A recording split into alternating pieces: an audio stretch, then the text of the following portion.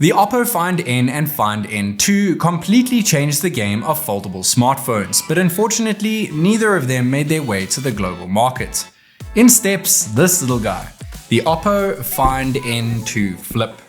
And not only is this Oppo's first take on a flippable smartphone, this is their first globally released foldable. And let me start off by saying that this thing is flipping brilliant. Not only does it come out swinging to knock out the competition, but it does so in serious style. It has one very unique design which houses a flagship Sony IMX890 main sensor, which doubles up as a selfie camera thanks to the Oppo Find N2 Flip introducing the largest ever cover screen seen on a flip device to date. And speaking of large, the N2 Flip packs in the largest battery out of any flip so far at 4,300 milliamps and charges faster too at 44 watts. The main display is no slouch either. It's an insanely bright 6.8-inch LTPO AMOLED ultra-thin glass display, and running all of this is a flagship 4nm run MediaTek Dimensity 9000 Plus CPU. But is all of this enough to make the new Oppo flip phone the best flipping phone around? Let's find out in my full review of the Oppo Find N2 Flip. The Oppo Find N2 Flip comes in two different color options. You can pick it up in either Astral Black or the color variant that I have with me here today, known as Moonlit Purple. Now, while Moonlit Purple has a soft, silky, smooth finish at the back, it has a diffuse texture to prevent fingerprint smudges, while the black one has a bit of a glimmery, rough texture at the back. I haven't had a chance to touch the black version, but the purple one looks absolutely fantastic. Not to mention we have that new generation Flexion Hinge. We'll touch more on that a little bit later. But let's get to a couple cover options that we have. Now, of course, we do have the one included in the box, which is indeed a hard shell case, but we do have the PU case, which has a bit of a leather textured back, as well as a wallet, which you can pick up. Now, the wallet is a really cool case for anyone out there wanting to throw their new flip phone in a handbag or a man bag, I guess you can say. And even with the hard shell case that comes included in the box, fits in that wallet too, and you can pop some credit cards at the top of the wallet as well. Nice little accessory if you ask me. Now we do have that leather PU case, and you can use it as a bit of a carry case as well, and a bit of a pop socket so that your phone doesn't fall when you're using it while lying down, I guess you could say. And it looks really good. It really does complement the purple color.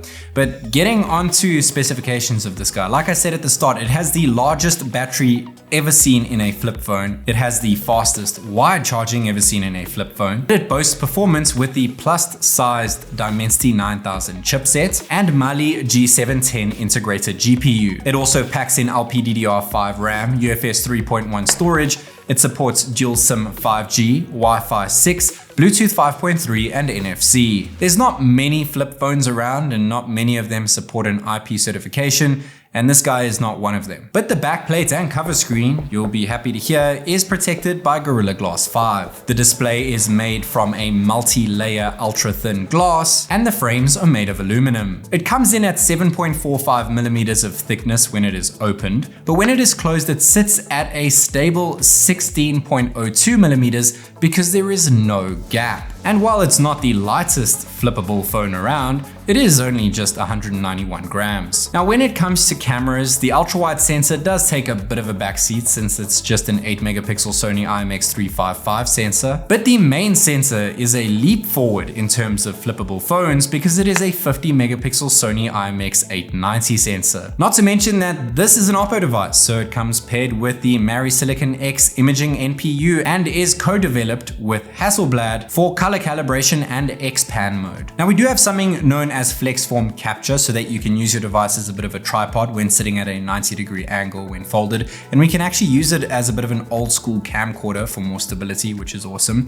And now we do have dual screen preview. You can't control the back, but at least your subject can see what's going on when you're taking a picture of them, which is pretty cool. You can use this as a tripod as well when in that dual screen preview, but there are some limitations, such as when you switch to 4K, it turns the dual screen preview off, which is a little bit weird, hopefully fixed with a software update. But when it comes to cameras, the 8 megapixel ultra wide actually does a better job than I was expecting. The main sensor at high res looks great. Binning it down, 4 to 1 pixel binning looks even better thanks to AI. We do have 2 times digital, which looks better than I was expecting. And 5 times digital and 10 times digital actually still looks great too. 20 times digital zoom is the max zoom. And even though it's digital, honestly, I can still make out everything that's happening here. Now we can use that wonderful X-Pan mode, which uses the ultra wide and the main. You can use it in color or monochrome and it looks great. We can also take a portrait shot of me. It gives a very nice natural depth of field just using the 1x camera. And we can take 1080p 30 FPS main portrait video. While that is the cap for frame rate and resolution, it still does a great job. Not the best in terms of edge detection, however, though we do have 1080p 240 FPS slow motion using the main sensor, as well as 720p 480 FPS slow motion. You only really see this in non-flippable phones, so it's good to see it here. 4K 30 FPS using the main sensor is the max in terms of resolution and frame rates at 4K. Though we can bump up the frame rate to 60 FPS if we decide to drop the resolution to 1080p using the main. Bit of a bummer that you can't do 4K 60 FPS, and ultra wide is capped at 1080p 30 FPS, which is not flagship level. 1080p 30 FPS ultra wide at night doesn't look the worst I've seen around. And moving on to the main sensor, which is a lot brighter, 4K 30 FPS at night, actually looks very much packed with detail and very color popping as well. Now more color popping and brighter is AI highlight video at 4K, so you can take 4K night videos, and when it is off compared to when it is on, you really can see the difference. Not too much in terms of brightness, but in terms of detail and color accuracy, definitely makes a huge difference. Now ultra wide with night mode off looks okay, night mode on doesn't really make a big difference. The main sensor takes a great shot with night mode off, so night mode on doesn't make a big difference either. But as soon as we start zooming in, getting to 2 times digital, when you turn on night mode, it actually controls the light a hell of a lot. And moving on to 5 times, it does the same thing. Night mode off and then night mode on controls the light incredibly well. Now you can do the same thing with 10 times. Night mode off and night mode on doesn't make a huge difference, and that's the end of night mode, because 20 times doesn't have a night mode option, and that's the max zoom. Now we can do night mode off, taking a photo of me, and night mode on doesn't really make a difference at all. And when we switch over to portrait mode, there's no night mode option, but the natural depth of field still looks fantastic. Now this is a flippable smartphone, so I really wasn't expecting much from the back camera setup. But honestly, I'm actually very impressed. There's no telephoto sensor, but that's not uncommon for flip smartphones that are foldables as well. But it's good to see that they actually did something fantastic with the main sensor. It's a flagship main sensor, and it does a much better job than I was expecting. It's a bit of a bummer that the ultra wide sensor is capped at 1080p and 30 FPS when recording video, but still shots and portrait shots look fantastic even with the lack of a telephoto portrait camera sensor that is dedicated for portraits on the back. It still does a great job using software implementation. Now moving on to the external features, first and foremost that being the hinge. Now we do have a new generation Flexion hinge. Looks fantastic, and it is a water drop hinge, so there's absolutely no gap. Now they have tested it and it can endure 400,000 folds, so that's 100 folds a day for 10 years. We do have a new spindle assembly, which means that we can hold different angles between 45 and 110 degrees, which is great. Not to mention that we can actually not see a crease at all when you're using it on the daily. Of course, if I shine it in light here, you can see a bit of a crease, but it has a 63% narrower crease. Because of the tech and the hinge, it does a great job of hiding that crease, and when you're using the phone, you honestly don't even notice it. On the right side of the device, we have a power button mixed up with a fingerprint sensor, and above that we have a non-split volume rocker. At the bottom of the phone, we have a dual SIM 5G tray, and it can support 2 5G SIMs simultaneously, which is great. Though there is no expandable storage, there is a water resistant seal. Now we do have a USB 2.0 ports at the bottom, and we do have dual stereo speakers, one at the bottom, one in the earpiece, though there is a speaker hole on top, and both are paired with Dolby Atmos. At the top on the main display, we do have a 32 megapixel IMX 709 RGBW selfie sensor, which is great when you're not using the main camera, since you can use that cover screen preview at the back and actually take photos with the main cameras. And though you can use control on the cover screen when taking photos with the back cameras, there are some limitations, which is a bit of a deal breaker. Now that means that you can only use the main sensor, not the ultra wide, and you can only use bin shots, and you can only use 1080p 30 FPS footage. Hopefully this does get fixed with future software updates, because I think it's just a software issue. we'll have to see. It still does a great job. We'll get to the photos right now. Starting with the normal selfies. You can take selfies at 0.8x, normal or portrait mode. Portrait looks great. At 1x, normal mode over here, and then portrait mode, once again, edge detection is near perfect. And then, of course, we can use the main sensor at the back, which looks just as good as the selfie, probably better. I mean, of course, it looks a bit better. What's up guys, this is Technic recording a 1080p 30 FPS video in the brand new Oppo Find N2 Flip. Unfortunately, even when using the back main sensors with the cover screen, it is still capped at 1080p and 30 FPS. And here is 1080p 30 FPS video using the actual selfie cam. You can switch from 0.8x, go all the way up to 2x and all the way back to 0.8x. Let me know your thoughts of the audio as well as the video quality when using the selfie cam. So it's a bit of a bummer that it is capped at 30 FPS 1080p with stabilization off or on, and when stabilization is enabled, there is quite a large crop-in factor even at 1x. Portrait video with stabilization on, once again, there's a crop-in factor. Portrait video doesn't look the best even with stabilization off, though edge detection is actually surprisingly good over here. Now, taking portrait video at night with stabilization off reversed to 25 FPS and does not look the best at all. And taking a video at night, just a regular video with the selfie cam, looks okay, I guess you could say, but with AI highlight video on, you can get night footage at night using the selfie camera, which is awesome. Now we can obviously also use the back camera to take footage, but once again, it's capped at 1080p and 30 FPS, which is a bit of a letdown since the back cameras can actually shoot at 4K. Though when taking photos at night using the back sensors, you can't toggle night mode on, but there's an auto night feature and it looks great. And when using the selfie camera, it looks equally as good because that selfie camera is fantastic with night mode on and flash on. Flash on kind of washes out the shot a bit. And portrait mode looks okay, but it doesn't have a night mode option or flash mode option. Taking photos at 1x do look slightly more controlled, especially when you turn night mode on. But once again, with flash mode on, it kind of washes out the shot instead of making the subject pop. And once again, portrait mode at 1x doesn't have a night mode or flash mode option, though it still looks more than decent. Now, selfies on the Find N2 Flip come out more than decent. The actual stills and the portrait mode shots come out better than I was expecting actually. So it's perfectly good for any vloggers out there wanting to use their nice tiny little flip phone to vlog on the go. But unfortunately, if you do decide to record video, it is limited to 1080p and 30 FPS. And the biggest bummer is that when you're using the back cams, even though they are a lot more advanced when compared to the selfie camera, actually the selfie camera is really good, but since they are a step ahead of any other selfie camera around, you would want to be able to use all the features that it has, but you're limited to photo, video, and portrait. And there's no way of adjusting that whatsoever, and you capped at 1080p 30 FPS again, even though the back cameras are actually capable of 4K 30 FPS. So that's very weird. I'm not sure why they did that, and I really hope that that gets fixed with a future software update. But otherwise, selfie and back cams using the cover screen to capture yourself when walking around and vlogging, they do a more than fantastic job. Now it's time to go ahead and power on this device. Getting to a 1 Hz always on display on the main screen and moving to a 60 Hz always on display on the cover screen. We'll get to that a little bit later. We do have a side mounted fingerprint sensor while it's opened, and you can use it while it's closed up as well, which is great. And both of them work nice and snappy. Now we can use 2D face unlock, and when on the cover screen, it actually uses the main sensors. You don't have to register your face on both. It just knows what your face looks like, which is a bit weird. We can do 2D face unlock when unfolding, and when it is unfolded, double tap on the screen to wake it up, and it looks great. Now we do have an awesome dynamic wallpaper, and though it doesn't move as smoothly as I'd want it to, it does transition very well from the cover screen to the main screen. And getting to the cover display, it is the largest cover display ever seen on a flip phone at 3.26 inches. It is an AMOLED panel, 17:9 aspect ratio, which is pretty impressive, with 250 ppi, and get this 900 nits of peak brightness.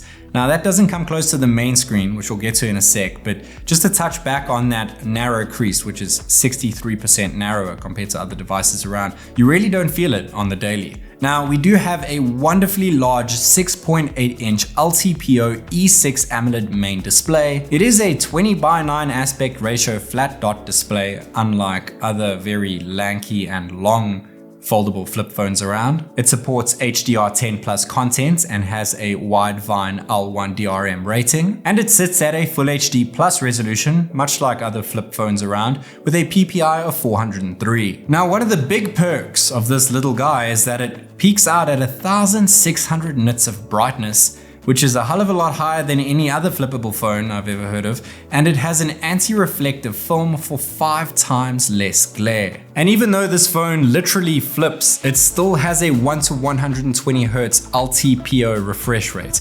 So when you're on a still image, it's going to sit at 1 Hz, especially that being an always on display, and it can go all the way up to 120 Hz when you're playing games. Not to mention we also have 240 Hz touch sampling rates. Now we do have ColorOS 13 skinned on Android 13. It has full support for Google Play services, and everything Google comes on board, from Google Discover to Google Assistant, and it doesn't hold back on any of the wonderful ColorOS features, such as large folders, where you can just tap on the icon instead of having to go into the folder and then into the icon. You just look at the icon, tap on it, and you go straight into the app. Now, of course, when you're flicking between screens, it can get a bit annoying when you decide to swipe right or left on a folder because it prevents you from going to the next screen, but you get used to it after a while. And we do have cards, so you can pinch your home screen and you can add cards, which are widgets, and we can pop them in the shelf as well if you pull down in the center of your home screen, and you can add those cards to your shelf. I'm not sure I'd use it very often, but it's there if you want it. And we do have split screen, and it is so proportional, the screen that is, that when you go into split screen, when you use flex form mode, it literally halves it perfectly. Now we can also open up floating windows, pin them to the side, open up our split screen apps and bring that floating window up so we can run 3 apps simultaneously and decide on which ones we want split. And then we can also obviously go into that wonderful app drawer, as well as nice and clean notification tray. Not to mention we do have wallpapers and style, which is a personalization option menu where you can tweak your device's customization to your heart's desire. Not to mention we do have foldable features, so quick reply, a couple widgets, and you can change the cover screen display in terms of always on display, as well as your wallpapers on your cover screen, and you can use something known as interactive pets. So when you close up your phone and you go to your interactive pet, I chose a hamster over here with a purple background to match the theme of the phone. It shows a bunch of different animations, and I guess it's pretty cool. You can show your notifications as well as cycle through a few widgets, and I mean like a handful of widgets. There aren't many options. Hopefully this gets upgraded going forward. We do have something known as Haptics, so that haptics on this phone feel just as good as any flagship phone around. Not to mention you can literally use it as you would a laptop, and it types perfectly well in any scenario. Now we do have dual stereo speakers, of course, like I mentioned earlier, and they are tuned by Dolby Atmos. So let's go ahead and give them a listen while playing a few games.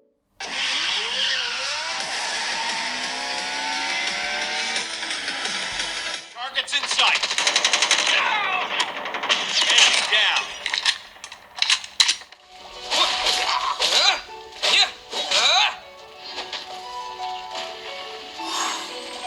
Now speaking of gaming, we do have a Hyper Boost game overlay where we can cycle between floating windows, we can throw on a pro gamer mode, and we even have a system status overlay. This is not a gaming phone and you can still see your FPS on the fly while playing games. Kickstarting things off here with Genshin Impact, highest possible graphics, max FPS. Now the game is capped at 60 FPS, so no matter what phone you have, it's always going to be limited to 60 FPS, and we're getting around 53 FPS on average, which is not quite as high as what Qualcomm has to offer, but we got a max of 59 FPS, which is pretty good. And running Call of Duty Mobile at low graphics in order to get ultra FPS, which actually has a cap of 120 FPS, we are getting a cap of 60.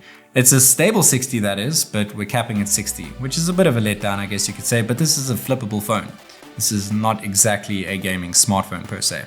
Now, Real Racing 3 does a very similar thing. You can't adjust the graphics and FPS, of course, but we're capping at 60 even though the game has an unlimited FPS cap, meaning that it should hit 120 since the phone has 120 FPS cap, but we're getting 60. And that's honestly okay since Qualcomm chipsets also tend to cap the game at 60, and I can't emphasize enough, this is not a gaming smartphone. But I mean, why not test out performance? And talking about performance, we do have 8 gigs of LPDDR5 RAM, and you can use RAM expansion to extend this by an additional 8 gigs, bringing it up to a total of 16 gigs of RAM. Not to mention, we have a flagship leading MediaTek Dimensity 9000 plus octa-core CPU, and it sits at a max core clock speed of 3.2 gigahertz, which is insane for any smartphone, let alone a flippable smartphone. And pairing that up with the dedicated high performance mode yielded an AnTuTu score of 1,024,309 points, which is actually a lot higher than its predecessor and its competitor, the Snapdragon 8 Plus Gen 1. When it comes to CPU performance, once again it outdid its predecessor and the Z Flip 4 with a Snapdragon 8 Plus Gen 1, and it got a single core score of 1314 and multi-core of 4186. And when it comes to graphics performance in Wildlife Extreme, which renders at 4K, we got a score of 2684 with an average FPS of 16.1, and once again this outdid its predecessor and the Snapdragon 8 Plus Gen 1. So the Oppo Find N2 Flip no doubt outperforms other flip phones when it comes to benchmarks and gaming. It's just unfortunate that it doesn't yet support most high refresh rate games. But let's be real, gaming is probably not your main concern if you're in the market for a flip phone. That's the thing though, this device does so much right that sometimes I completely forget that it can actually flip. The software is probably one of my most favorite things about Oppo phones, and the N2 Flip packs in everything you would expect from ColorOS 13. It has the brightest main display I have ever seen in a flip phone, and is even packed with flagship display features such as LTPO refresh rate technology. The cover screen is the best of its kind too. It's large, bright, useful, and very responsive, not to mention it takes fantastic selfies whether you're using the main camera on the back or the selfie camera once unfolded. It's just so unfortunate that there are many restrictions when it comes to using the back camera system to take selfie photos and videos, and there are actually very few things you can do with the cover screen. The camera system on the back is top notch though, and takes fantastic photos and videos for a flip phone due to its flagship main sensor. But unfortunately the ultra-wide sensor has taken a bit of a back seat, and there is no telephoto lens, but that's not exactly uncommon for flip phones. Other than cameras and displays, the Find N2 Flip might oversee wireless charging, but it charges faster than any other flip phone thanks to 44-watt wired charging, and has the largest flipping battery ever seen in a flip phone at 4300 milliamps. It may not have an IP certification, but it has absolutely no gap once folded whatsoever. Something that others can only stare at the Galaxy and dream of. This phone will most certainly give other flipping brands a run for their money, and may very well be the best flipping smartphone on the planet. Let me know your thoughts on Oppo's first flipping smartphone. This is TechNick, and I'll catch you on the flip side.